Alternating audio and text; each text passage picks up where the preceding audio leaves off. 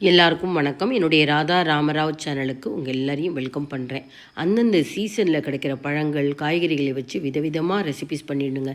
Pineapple season, பலாப்பழ சீசன்லாம் இப்போ வந்துருச்சு இல்லையா? அந்த பைனாப்பிளை வச்சுட்டு கேசரி எல்லோரும் பண்ணுவாங்க. பைனாப்பிள் ரசம் செய்வாங்க. பைனாப்பிள் பச்சடின்னு நாங்கள் சொல்லுவோம், கொஜ்ஜுன்னு சொல்லலாம். இதை மட்டும் நீங்கள் செஞ்சு வச்சுட்டிங்கன்னா இது தீந்து போகிற வரைக்கும் நீங்கள் செய்யக்கூடிய அத்தனை டிஃபனுக்கும் சைடிஷ் செய்யணுங்கிற அவசியமே இருக்காது. எல்லாருக்குமே ரொம்பவே பிடிக்கும்.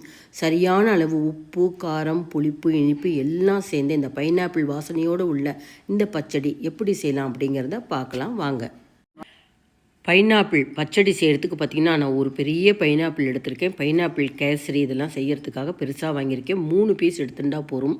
பெரிய நெல்லிக்காய் அளவு புளியை நல்லா தண்ணியில் சுத்தம் பண்ணிவிட்டு வெந்நீரில் ஊற வச்சுக்கணும். அடுத்தது வெல்லம் பார்த்திங்கன்னா கட்டி வெல்லமாக எடுத்திருக்கேன். ஒரு பெரிய நெல்லிக்காய் அளவு வேணும்னு வச்சுக்கோங்களேன். கண்டிப்பாக வெல்லம் சேர்த்தா தான் இந்த பச்சடி நல்லாயிருக்கும். முழுக்க காஷ்மீரி சில்லி, இது பார்த்திங்கன்னா ஒரு 5 மிளகாய் எடுத்துருக்கேன். கலர் இருக்கும், காரம் இருக்காது. வெந்தயம் 1/2 டீஸ்பூன் எடுத்துக்கணும். அதே போல் கட்டி பெருங்காயம் ஒரு சின்ன பீஸ் எடுத்திருக்கேன். நீங்கள் தூள் பெருங்காயம் இருந்தால் ஒரு 1/2 டீஸ்பூன் பெருங்காயத்தூள் சேர்த்துக்கோங்க. அடுத்தது பார்த்திங்கன்னா உளுந்தும் எள்ளும் ஒரே அளவு எடுத்துக்கணும். உளுந்து 1 டீஸ்பூன், எள்ளு 1 டீஸ்பூன். தேங்காய் 2 டேபிள் ஸ்பூன் எடுத்துக்கணும். ஃப்ரெஷ்ஷான தேங்காய் துருவல் இருந்தாலும் சரி, இல்லை கொப்பரை தேங்காய் இருந்தால் ரொம்ப நாளைக்கு இந்த பச்சடி கெடாமலும் இருக்கும். இப்போ இதெல்லாம் நம்ம எண்ணெயில் வறுத்துக்க போகிறோம். இதுக்கு பார்த்திங்கன்னா நல்லெண்ணெய் சேர்த்துக்கலாம். நல்லெண்ணெய் ஒரு 2 டீஸ்பூன் விட்டுட்டு முதல்ல கட்டி பெருங்காயமாக இருக்கிறதுனால இந்த பெருங்காயத்தை பொரிய விட்டுக்கலாம். பொரிய ஆரம்பித்தோடனே அடுத்தது 1 by 1 எல்லா பொருட்களும் சேர்க்கணும். வெந்தயம் ஃபஸ்ட்டு சேர்த்துக்கிறேன். வெந்தயம் அப்படியே எண்ணெயில் பொரிஞ்சு கொஞ்சம் நிறமாற ஆரம்பித்த உடனேயே நம்ம எடுத்து வச்சுருக்கிற 5 மிளகாய், எள்ளு, உளுந்து உடனே போட்ட 30 செகண்ட்ஸில் பார்த்திங்கன்னா உங்களுக்கு நல்லா பொரிஞ்சு வந்துவிடுங்க. அதனால் சிம் ஃப்ளேமில் வச்சுக்கோங்க. கொஞ்சமாக இருக்கிறதுனால சட்டுன்னு உங்களுக்கு இது நிறம் வர ஆரம்பிச்சிடும். தீயாத அளவுக்கு நம்ம இதை வறுத்துக்கணும். 30 செகண்ட்ஸில் பாருங்கள் எல்லாமே நிறம் மாறி எடுத்து இப்போ நம்ம எடுத்து வச்ச தேங்காவை போட்டுவிட்டு முதல்ல அடுப்பை நிறுத்திட்டு அந்த வானிலை சூட்லேயே இந்த தேங்காவை நல்லா வறுத்து எடுத்துக்கலாம். நீங்கள் கொப்பரை தேங்காவை சேர்த்து செய்கிறதா இருந்தாலும் இதே மெத்தடில் தான் செய்யணும். ஆனால் எல்லார் வீட்லேயும் கொப்பரை தேங்காய் இருக்கிறதில்ல. அப்படிங்கிறதுக்காக தான் நான் ஃப்ரெஷ்ஷான தேங்காய் துருவலை இந்த மாதிரி வறுத்து உங்களுக்கு செஞ்சு காமிக்கிறேன். இது சூடு ஆனப்புறம் நைஸாக அரைச்சிக்க போகிறோம். 3 பீஸ், நீங்கள் கடையிலேயே 3 பீஸ் பைனாப்பிள் வாங்கிட்டு வந்தால் கூட போருங்க. சின்ன பீஸாக கட் பண்ணிக்கணும். ரொம்ப பெருசாக வேண்டாம், ஓரளவு சின்ன பீஸாக கட் பண்ணிக்கணும்.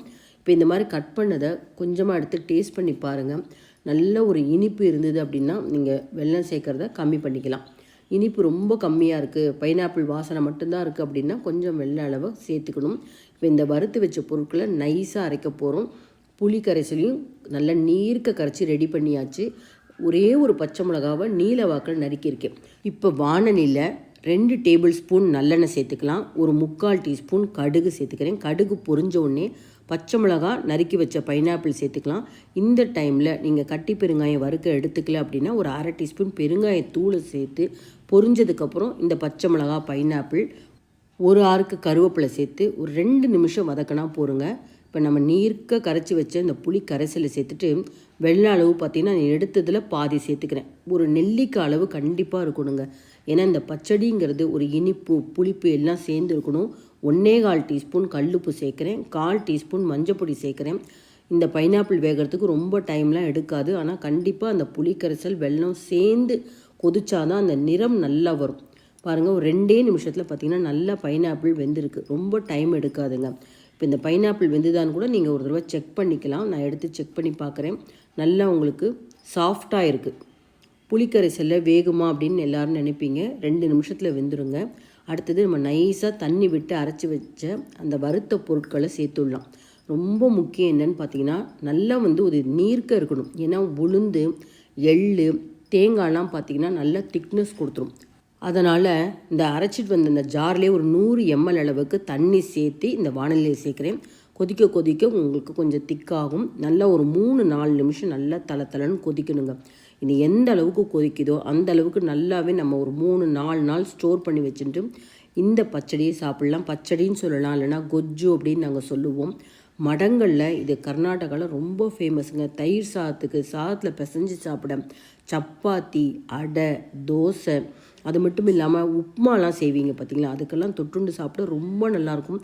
வேலைக்கு போகிறவங்களுக்கு தினம் ஒரு சைட் டிஷ் பண்ண முடியல அப்படின்னா கண்டிப்பாக இதை வாரம் ஒரு நாள் செஞ்சு வச்சுடுங்க. பைனாப்பிள் சீசன் இருக்கிற வரைக்கும் உங்களுக்கு சைட் டிஷ் செய்யணுங்கிற அவசியமே இருக்காது. எல்லாருக்குமே ரொம்ப பிடிக்கும். அவ்வளோ டேஸ்ட்டாக இருக்கும். சூடு ஆறினப்புறம் இன்னுமே திக்காகுங்க. இப்போ நான் கரண்டியால் வேறொரு பாத்திரத்துக்கு மாற்றுறப்ப ஒரு சாம்பார் பதத்துக்கு இருக்குது பார்த்தீங்களா, சூடு ஆறினப்புறம் இன்னுமே திக்காகும். இந்த பதம் ரொம்ப கரெக்டாக இருக்கும். அவசியம் இந்த வீடியோ பார்த்தோன்னே ட்ரை பண்ணி பாருங்கள். இந்த வீடியோ பிடிச்சிருந்தா லைக்ஸ் கொடுங்க. கமெண்ட் பாக்ஸில் உங்கள் கமெண்ட்ஸ் போடுங்க. உங்கள் ஃப்ரெண்ட்ஸ் அண்ட் ரிலேட்டிவ்ஸ்க்கு கண்டிப்பாக இந்த வீடியோவை ஷேர் பண்ணுங்கள். சப்ஸ்கிரைப் பண்ணாத வியூவர்ஸ் உடனே சப்ஸ்கிரைப் பட்டன் ப்ரெஸ் பண்ணி எனக்கு எப்போதுமே சப்போர்ட் பண்ணிகிட்டே இருங்க. இன்னொரு இன்ட்ரெஸ்டிங்கான ரெசிபீஸில் நம்ம பார்ப்போம். Thank you viewers.